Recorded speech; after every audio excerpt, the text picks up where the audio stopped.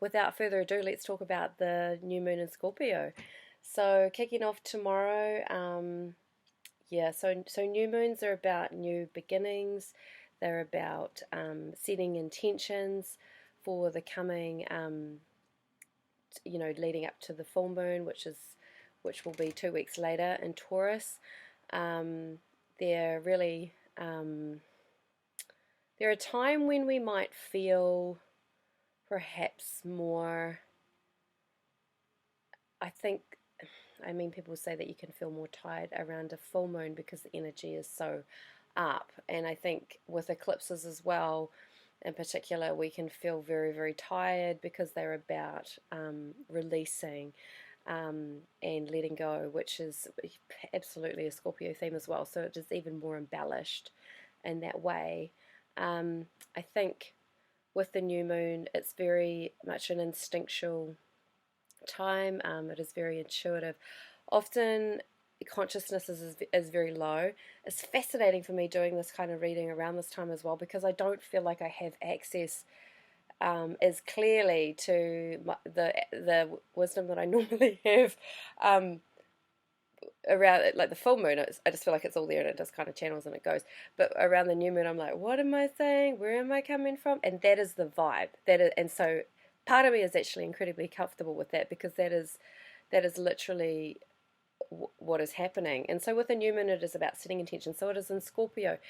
And Scorpio is the most intense sign in the zodiac. It is, it gets a bit of a bad rep, but it's actually really, really important, because it's the gnarly part of the zodiac. It's the part of the zodiac that's interested in the taboo and the dark and the unseen and the spirits. But it's also it's about intimacy and emotional closeness. And I don't know if you know any Scorpios, they might not necessarily come across like that. Always, or that energy doesn't, because it is so vulnerable and it is so tender and sensitive, and it's really it is the most rawest part of us. It is incredibly visceral, and we just feel this so deeply. What is interesting about this new moon tomorrow is that it is also conjunct the planet Venus. So what that means is that it is infused with this focus of relationships and how we get along with people and what is important to us. It's about our values. And being in Scorpio, once again, this is about intimacy and connection, that they are very, very important, and being able to be vulnerable and learning how to be vulnerable. Now, the thing is that with eclipses as well, like, this is a really important facet of the new moon. The thing is with it is that it really brings up our shadow self. And now when I say shadow, it's kind of like this very jargony word that's used often in psychotherapy. And the idea of it is that, so the idea is we all have a shadow self, and they are the parts of us that we deny, or we like to pretend that they don't exist. And often we project them onto other people. They're the bits of ourselves that we are uncomfortable with, that we may not like, and then we say, "Oh, I don't like that chick over there. She's so loud and rowdy and takes up so much space." And really, that might be because we feel like we don't know how to do that for ourselves, so we kind of bag it out in somebody else. So what I'm trying to say with this eclipse energy is that we might be doing that a little bit more than usual, and it is a great time to just pay attention, just notice. We don't need to do any more than that. We don't need to take action. This isn't Aries. We don't need to be in there. It's not a cardinal sign. It's Scorpio is a fixed sign. The energy is fixed. Once it makes up its mind, it's there, and so it's about just paying attention and bringing in this observer part of us, and just noticing, what is it that's getting under our skin? What is irking us? What are we feeling in our bodies? And I think when the shadow comes up and all these uncomfortable bits come up, we have a tendency to not want to be present with it. We want to ignore it, or we want to really get into our addictions and kind of turn away from it. And but really, the healing, if that's what you're interested in, is about being present with it. It is allowing it the space to be there and to just be conscious of it. because this is a great opportunity, really, to take notice of our patterns, particularly in relationship. Patterns that we have, they are there for life. Like, people think that they come to therapy and they're going to get fixed, or they're going to be able to do some really great work and then that's it. No, no, no, no. It's like we really, it is a process of learning how to be with ourselves for the rest of our lives. It's like I say to my clients, I'm like, it's like we date ourselves for the rest of our lives. Like, we are just getting to know ourselves, because all sorts of experiences and situations will bring things up, and it gives us an opportunity. We react, we respond, but it gives us an opportunity to examine what is pushing our buttons, what is our triggers, and very much this energy at the moment is about paying attention to that. It's not about, we may get sort of caught up in patterns, or stuck in blame and finger pointing, and it's other people, and but it's an opportunity to sort of bring it home. What's happening for me, what's going on for me. Scorpio is very much about psychotherapy and understanding ourselves, and and it's really interesting. One of my favorite astrologers, Shani Nicholas, I was listening to her the other day, and she was talking about the shadow, which I just love, and she was just mentioning, like, though, like, when we don't examine these parts of ourselves, it's really dangerous, because we think that it's someone else. We think it's the person over there. We're not taking responsibility, and we live in this pattern. I mean, she sort of didn't take it this far, but I am, I guess, as a therapist, is that we get into these patterns of victimhood and blaming, and so it just keeps us being right. But the reality is, I'm just going to say it, it's Scorpio season, and every single one of us, there is a perpetrator and there is a victim. And we all of us need to be able to work with those archetypes, and we need to be able to pay attention to when they're playing out, and the dynamics that is happening, that is unfolding. And I think if we identify too strongly with one or the other, we miss the point, because both of those archetypes, there is like a higher octave for each of them. So the perpetrator, the wanting, when we bully others, or we get stuck in being right, very much it is about learning to be assertive and say what we need to say what we mean. As Kiwis, I'm just going to be frank, we're not awesome at it. We don't like it. We don't want to upset anyone, because it's awkward and uncomfortable. But really, it just lends itself to being passive aggressive, and then and we don't work out how to get our needs met, or how to meet the needs of others, because we just sort of shut down and cut off.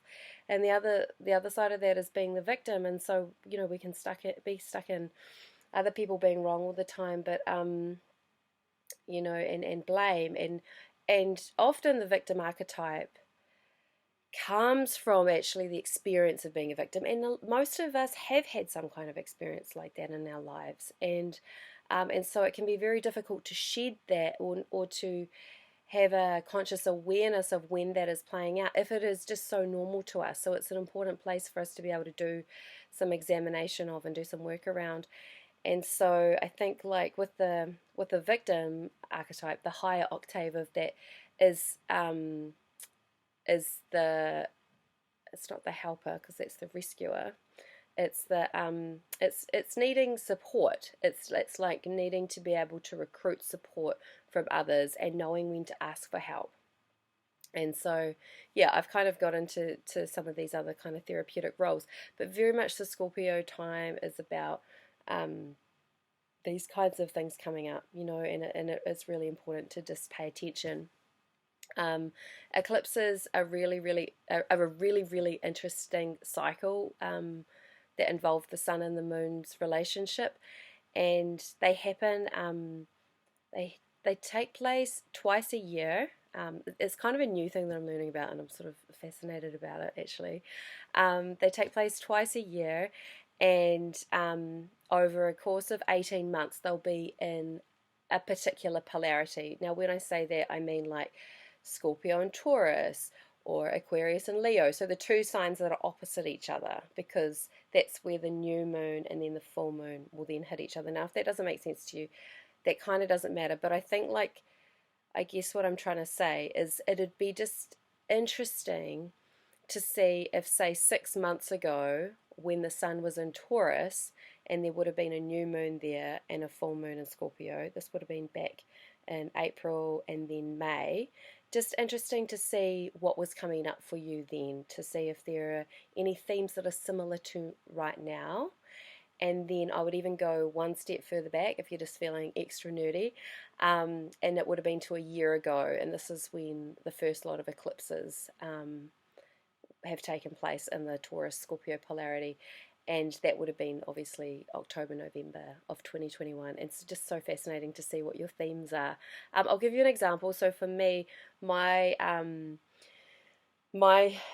Scorpio and Taurus, so polarity, is career. So Scorpio is my career house. That's the 10th house for me, and the 4th house is what rules is ruled by Taurus for me, and it's really interesting because that's the 4th house. That's my house of home. So I have this interesting tension around letting go of ideas around career and what I thought was really important to me in the past, and how I am, and what it is that needs releasing, because that's where the South Node is in Scorpio. So it's all about releasing and letting go, and making space for the new and what is authentic coming through. And then the other side of that is what a lot of my focus is around my home and my family and my roots and things like that. And so it's just been really interesting having a baby and creating, expanding my family, and what family means to me, and examining my values around that, and how I want to raise my baby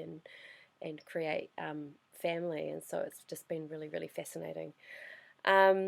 Yeah, so basically that's my spiel on the new moon in Scorpio tomorrow. I think Scorpio, where the sun is in Scorpio, things can feel a wee bit more intense, and like it's such a interesting time, and I just think, like, really, if you can, allow yourself to enjoy it, like, go with the flow and pay attention, and just, like, I think just allowing ourselves to be a bit more vulnerable with others, like Brene Brown. She's a classic Scorpio. Like, she's a researcher, she's a psychologist. She did all this research on vulnerability and courage, and how important it is to practice courage, and express vulnerability, because that is what builds emotional connection. And these are all themes of Scorpio, and it's just so fascinating that she just has done this really poignant piece of work, and then talks more about empathy. And I think that is just, it is so important at this particular time that we are able to bring some attention to these kinds of themes. And it's not easy, like it isn't easy, and it's kind of not meant to be. Like, this can be a little bit of a gnarly part of our chart, and it's great, like, we really need this. Like, we need to be able to examine and excavate and understand and get to the root of problems and why things happen, and it's a great opportunity to be able to do that. And like I said, particularly around the theme of relationships at the moment, shedding light on that and what is important to us. It's great. So, yeah, I hope that was okay. This is only my second one. It's my first video, so I'm just putting it out there, and if it feels good, I'm just going to keep doing it, and yeah, but thank you for your time, and if you have any questions, feel free to get in touch with me. Yeah, really curious to have your feedback and things like that. But otherwise, take care, be gentle with yourselves and each other. Okay, see you later.